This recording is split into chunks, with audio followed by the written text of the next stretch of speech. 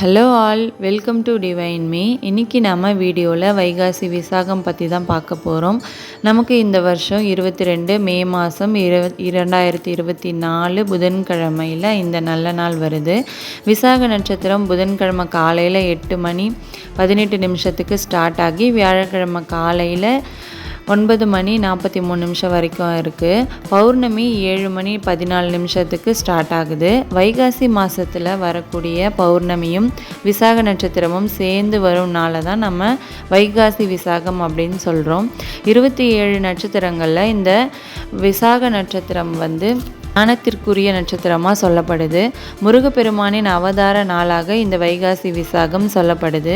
We அப்படின்னா பறவை, சாகன் அப்படின்னா சஞ்சரிப்பவர், அதாவது பறவை மேலே வலம் வரக்கூடியவர், பறவையாக இருக்கக்கூடிய மயில் மேலே வலம் வரக்கூடியவர் அப்படின்றதுனால நாம் முருகரை விசாகன் அப்படின்னும் சொல்கிறோம்.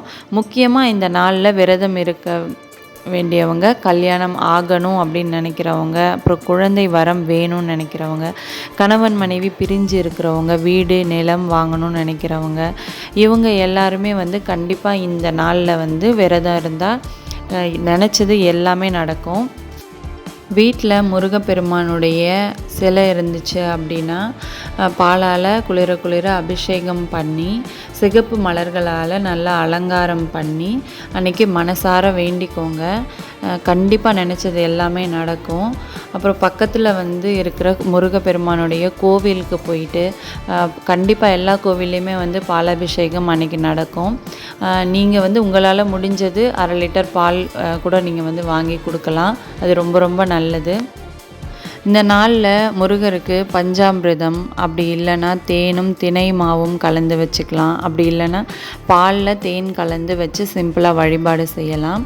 அப்புறம் கந்த சஷ்டி கவசம், கந்த குரு கவசம், திருப்புகழ், இதில் எது வேணாலும் உங்களுக்கு எது தெரியுதோ அதை பாராயணம் பண்ணி மனசார அன்னைக்கு வேண்டிக்கோங்க.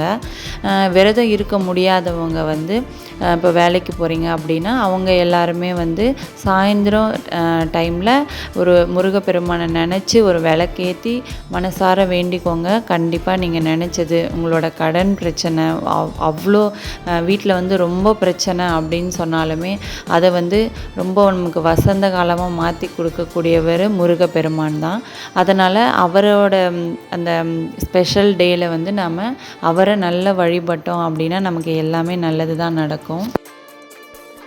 இந்த வீடியோ உங்களுக்கு யூஸ்ஃபுல்லாக இருந்துச்சு அப்படின்னா மறக்காமல் ஒரு லைக் பண்ணிவிடுங்க, சேனலை சப்ஸ்கிரைப் பண்ணிவிடுங்க. நெக்ஸ்ட் வீடியோவில் பார்க்கலாம். தேங்க்யூ.